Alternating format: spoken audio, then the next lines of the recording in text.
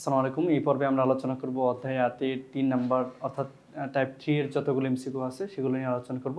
এই টাইপে মূলত এই অধ্যায়ের সেবা এবং অন্যান্য যেই রিলেটেড যে এমসিকিউ গুলো রয়েছে সেগুলো নিয়ে আলোচনা করব। তো আমরা প্রথম এমসিকিউর দিকে যদি তাকাই, বলা হচ্ছে কোনটি বাংলাদেশের প্রধান সামুদ্রিক বন্দর। তো আমরা জানি হচ্ছে চাঁদপুরে কোনো সামুদ্রিক কোনো বন্দর নেই, এটা হবে না। খুলনাতে আছে, একটা মংলাতে আছে আর কি। খুলনা মংলা এটা হচ্ছে দুইটা সেম জিনিসই। আর সব থেকে বড় যেটা সেটা হচ্ছে চট্টগ্রামে, ঠিক আছে। বাংলাদেশের টোটাল হচ্ছে 3টি সামুদ্রিক বন্দর রয়েছে, তার মধ্যে সব থেকে বড় হচ্ছে চট্টগ্রাম। পরবর্তী প্রশ্ন বলা হচ্ছে নিচের কোনটি বৈদেশিক বাণিজ্যে ঘাটতি নির্দেশ করে। যেহেতু ঘাটতি তার মানে কি এখানে আমদানি বেশি হবে, রপ্তানি কম হবে। তো এই শুধুমাত্র এই ঘ নম্বর অপশনটাতে এই চিহ্নটা ব্যবহার করা আছে, এইদিকে ফেরা আছে। তার মানে কি আমদানি বেশি এবং হচ্ছে রপ্তানি কম। তার মানে কি আমদানি গ্রেটার দেন রপ্তানি। তার মানে এখানে নিচের এই ঘ নম্বর অপশনটিতেই বৈদেশিক বাণিজ্যের ঘাটতি নির্দেশ করা হয়েছে।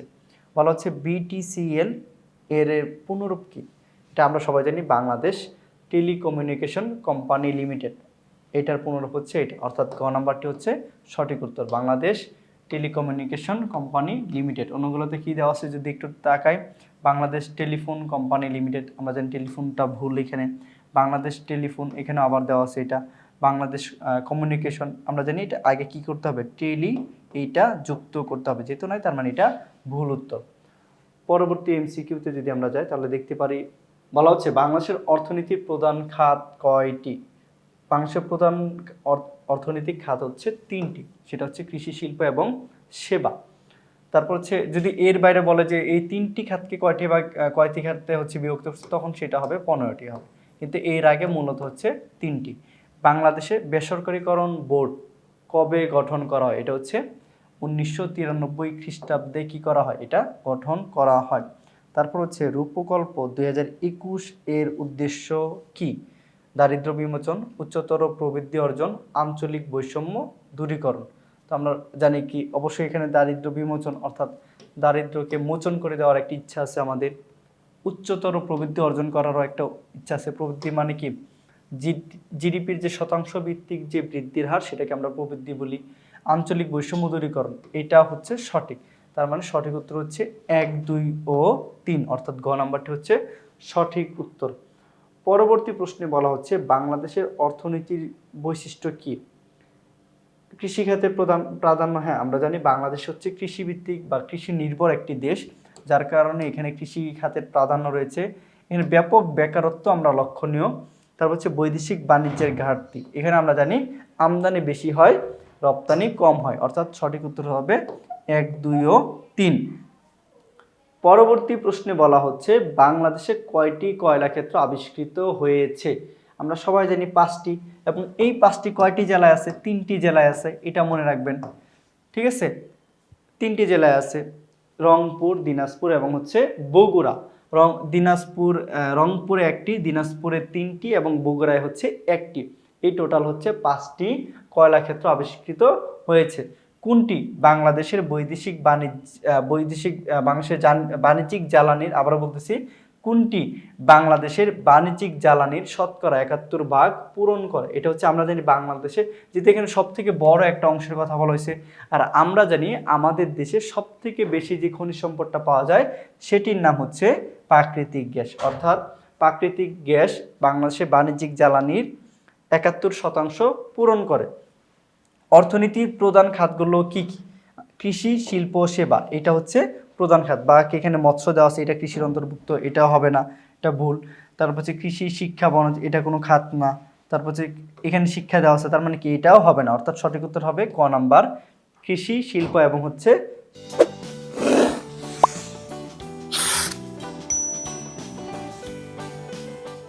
সেবা। পরবর্তী প্রশ্নে একটা পুনরূপ দেওয়া আছে, যেটা বলা হচ্ছে স্টল কি। আসলে স্টল কি, ঠিক আছে, এটা আসলে কি। এটা হচ্ছে ওই আমরা জানি হচ্ছে কি বলে এটা, বিমানবন্দর, এটার সাথে রিলেটেড। হ্যাঁ, তো যেখানে হচ্ছে বিমান খুব ছোট রানওয়ে, এমন এক ধরনের প্রযুক্তি যেখানে হচ্ছে খুব ছোট রানওয়ের মধ্যে বা খুব কম সময় বা খুব কম জায়গার মধ্যেই বিমান যেখানে ল্যান্ডিং করতে পারে বা যে সুবিধা, সেটাকে আমরা কি বলি, সংক্ষেপে স্টল বলি। দেখেন এই যে দেখেন short, take off and landing, তার মানে কি যেখানে হচ্ছে যেই শর্ট মানে কম জায়গার মধ্যে টেক অফ করতে পারে এবং ল্যান্ডিং করতে পারে সেটাই হচ্ছে স্টল। বাকিগুলো সিরিয়াস টেক, সিরিয়াস বলতে কিছু নেই, স্ট্রং বলতে কিছু নেই, স্পেশাল বলতে কিছু নেই। সঠিক উত্তর হচ্ছে ঘ নাম্বার। পরবর্তী প্রশ্নে বলা হচ্ছে কোন সংস্থাটি গঠনের পর গ্রাহক সংখ্যা দ্রুত বৃদ্ধি পেয়েছে? এটা হচ্ছে বিটিসিএল, একটু আগে যেটা আমরা পূর্ণরূপ বললাম, বাংলাদেশ টেলিকমিউনিকেশন কোম্পানি লিমিটেড। পরবর্তী প্রশ্নে বলা হচ্ছে প্রাকৃতিক গ্যাস দেশের মোট বাণিজ্যিক জ্বালানি ব্যবহারের শতকরা কত শতাংশ পূরণ করে? একটু আগে আমরা এটা পড়লাম, আমরা জানি হচ্ছে 71% পূরণ করে। যেহেতু যদিও ওই প্রশ্নটা একটু ঘোরানো ছিল, এটা কিন্তু 3 স্টার, এটা অবশ্যই ভালো করে পড়বেন। তারপর হচ্ছে এসপিএম এর পূর্ণরূপ কি? এই এসপিএম জিনিসটা কি আগে যদি বলি, এই এসপিএম জিনিসটা হচ্ছে এক ধরনের সুবিধা যেখানে হচ্ছে আপনি খুব সহজেই পণ্য খালাস করতে পারবেন, ঠিক আছে?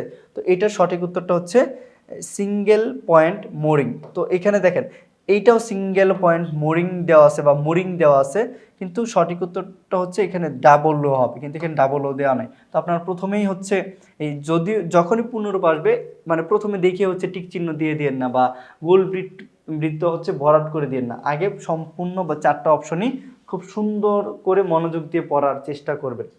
পরবর্তী প্রশ্নে বলা হচ্ছে দেশে কয়লার মজুদের পরিমাণ কত? দেশে কয়লার মজুদের পরিমাণ কত আমরা সবাই জানি, সেটা হচ্ছে 3,300 মিলিয়ন টন যেটা আছে এটা হচ্ছে সঠিক উত্তর, অর্থাৎ সঠিক উত্তর হচ্ছে ঘ নাম্বারটা, ঠিক আছে? 3,300 মিলিয়ন টন। পরবর্তী প্রশ্নটি হচ্ছে উত্তোলিত কয়লার কত ভাগ বড় প্রক্রিয়া তাপ বিদ্যুৎ কেন্দ্রে ব্যবহৃত হয়? তো এটা হচ্ছে একটা কয়লা কারখানা, তো এখানে বড় এটা হচ্ছে কি তাপ বিদ্যুৎ কেন্দ্র, এবং এখানে 65% বা 65 ভাগ হচ্ছে কয়লা কি করা হয় এই তাপ বিদ্যুৎ কেন্দ্রে ব্যবহার করা হয়। শিক্ষার মান উন্নয়নে কত সালে শিক্ষানীতি প্রণয়ন করা হয়েছে? 2010, 2012, 2014 এবং হচ্ছে 2016। তো আমরা জানি 2010 সালে কি করা হয় শিক্ষার মান উন্নয়নে এই শিক্ষানীতি প্রণয়ন করা হয়। তারপরে বলা হচ্ছে বেসরকারীকরণ বোর্ড গঠনের পর থেকে 2012 পর্যন্ত কতটি রাষ্ট্রায়ত্ত প্রতিষ্ঠান বেসরকারীকরণ করা হয়েছে? এটা সঠিক উত্তরটি হচ্ছে 77টি প্রতিষ্ঠান কি করা হয়েছে বেসরকারীকরণ করা হয়েছে। পরবর্তী প্রশ্নটি হচ্ছে 2020-21 অর্থ বছরের জিডিপিতে সেবা খাতের অবদান কত? এটা সঠিক উত্তরটি হচ্ছে 51.92, যেটা আগের বছর ছিল 53, কিন্তু এটা কি হচ্ছে বছর বছর হ্রাস পাচ্ছে। আরেকটা গুরুত্বপূর্ণ তথ্য হচ্ছে যদি প্রশ্নে বলা হয় যে কোন খাতের অবদান ক্রমান্বয়ে বৃদ্ধি পাচ্ছে তাহলে সেটা সঠিক উত্তর হবে শিল্প। যদি বলা হয় কোন খাতের অবদান ক্রমান্বয়ে কমছে তাহলে সেটার উত্তর হবে কি কৃষি। আর বাকিগুলো আর কি সেম থাকবে। বলা হচ্ছে পরিবহন খাতের ক্ষেত্রে কোনটি সঠিক? জাতীয় মহাসড়ক 21,569 কিলোমিটার, এটাও সঠিক। রেলপথের দৈর্ঘ্য হচ্ছে 2,955.53 কিলোমিটার, এটাও সঠিক।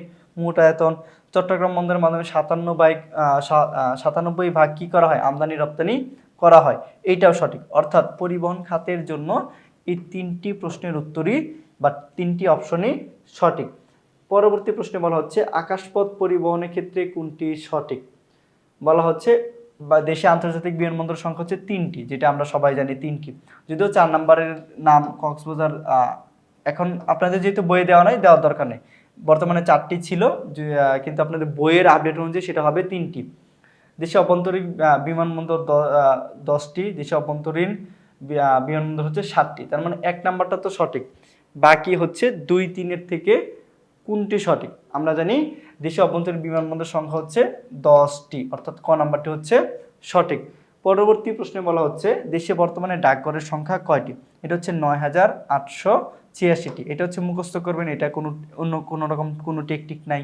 যে কয়টা সংখ্যার জিনিস আছে এগুলো হচ্ছে মুখস্থ করবেন, যেমন হচ্ছে এই যে 3টি, 10টি, একটু আগে যে জাতীয় মহাসড়ক, তার হচ্ছে রেলপথের দৈর্ঘ্য, এগুলো হচ্ছে কি করে নেবেন একটু কষ্ট করে মুখস্থ করে নেবেন, তাহলে হয়ে যাবে, ঠিক আছে?